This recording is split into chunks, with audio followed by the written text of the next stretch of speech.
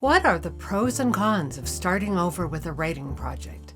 That's the topic I'm addressing today with The Right Question.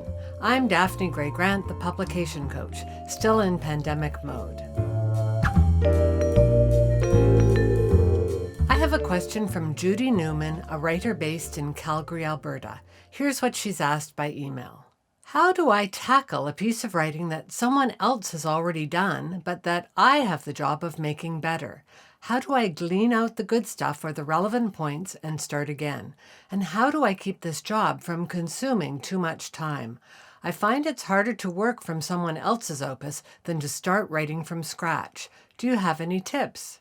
Thanks for your question, Judy. To be honest, I think I have the opposite reaction to you. I love it when clients or others give me a piece from which to write because that means they've already done a lot of the work for me. Of course, the material is usually pretty badly written, but they've done a lot of the research for me, so I view their efforts as a benefit, not a detriment. One less thing for me to do. The hardest aspect of this sort of rewriting, though, is that you tend to get pulled down the path of the original writer. And if they chose a bad one, well, you're stuck there too.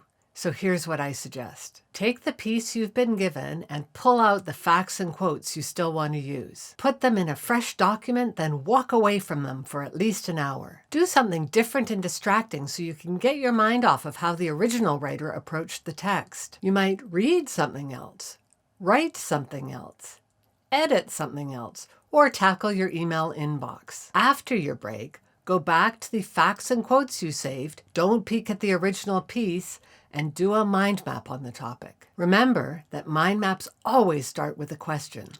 For more information on mind mapping, go to the show notes below for a link to all the blog posts and videos I've done on the topic. Essentially, what I'm suggesting is to use the original piece as a research document and then start writing all over again. The mind map will set you in a different direction than the one pursued by the writer. And if you've chosen the new direction well, your new piece will be much more finely honed and appropriate. As you rightly observed, it's harder to work from someone else's opus than to start writing from scratch. But don't ever neglect the benefit of someone else having done most of the research for you. Finally, let me wrap up with the words of the late American artist Walter Darby Bannard.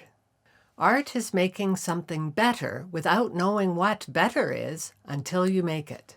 Judy, I know you can write better than the amateur efforts that are being sent your way. But don't forget that these efforts, no matter how incompetent, should also present you with a valuable head start that will save you some time. If you'd like to learn more about how to make your writing a happier, more rewarding process, check out my latest book, Your Happy First Draft. It's not available on bookstores or on Amazon. The only place you can get it is my website. Link below and in the show notes.